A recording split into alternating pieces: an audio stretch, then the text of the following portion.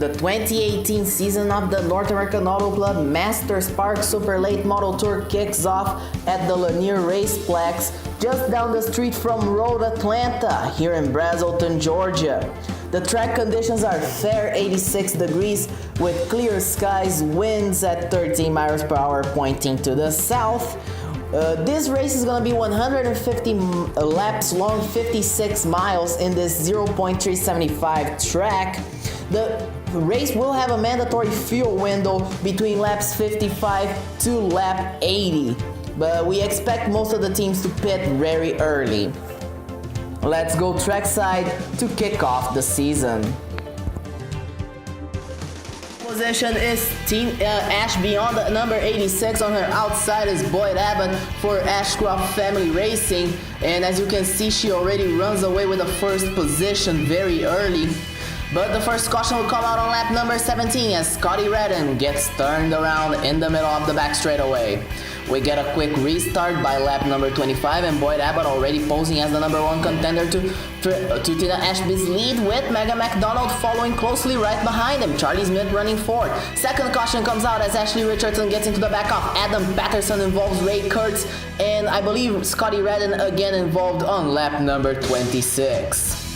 Alex Constantine spins around on lap number 35, almost involves Esme Thomas with it, and then by the restart on lap number 43, Boyd Abbott starts posing as a real true threat to Tina Ashby as he makes a move on the inside and gets his nose ahead. He wouldn't get the lead, but he would get that nose ahead and would be counted as leading 2 laps so far. As you can see, Tina Ashby fighting back as Megan McDonald just has a lot of good fun watching that battle right there, as Alex Constantine loses it alone again on lap number 49. This time it would end his day. Everybody chose to pit on lap number 55, so when the restart happens on lap number 58, Adam Ramirez leads the field to the green. Lap number 56, Adam Ramirez leads the field to the green.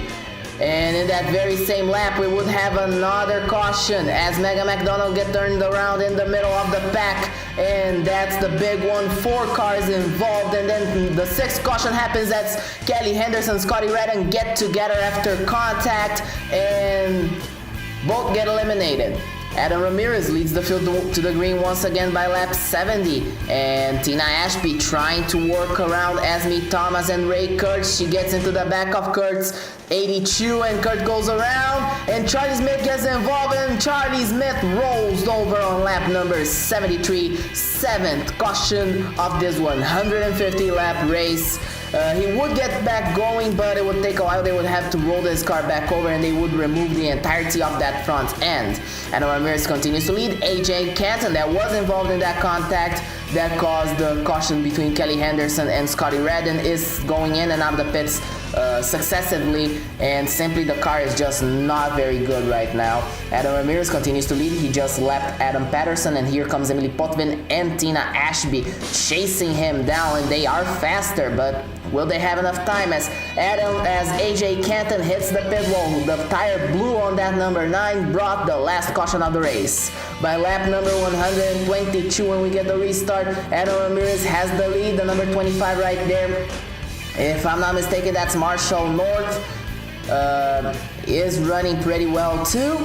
And Boyd Abbott running in 4th place, having a solid run, working his way through the field. He got sent to the back after that pit cycle, but he is now on the front. Tina Ashby makes a move on her teammate Ramirez to take the lead on lap number 127. Is that gonna work? Seems like it will. Tina Ashby seems like will get the lead, and she will be the leader in control of the race when we get to lap number 128. She leads the lap again, and that's a great sign for her as she clears him by lap number 132.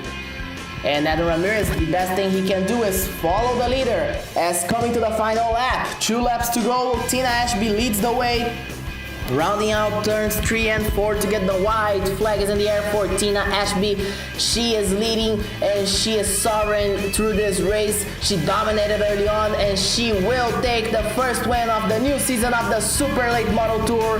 Tina Ashby.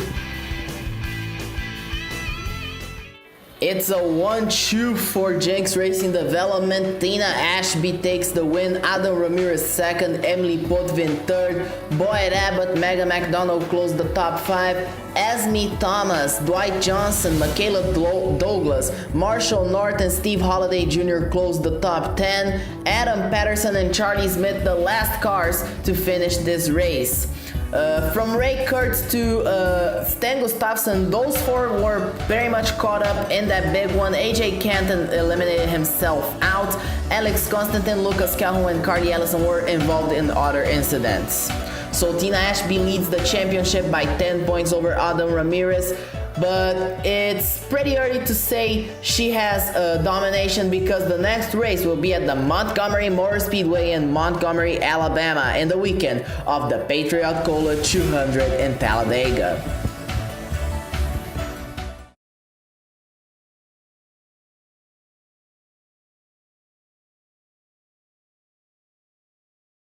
Audio Jungle.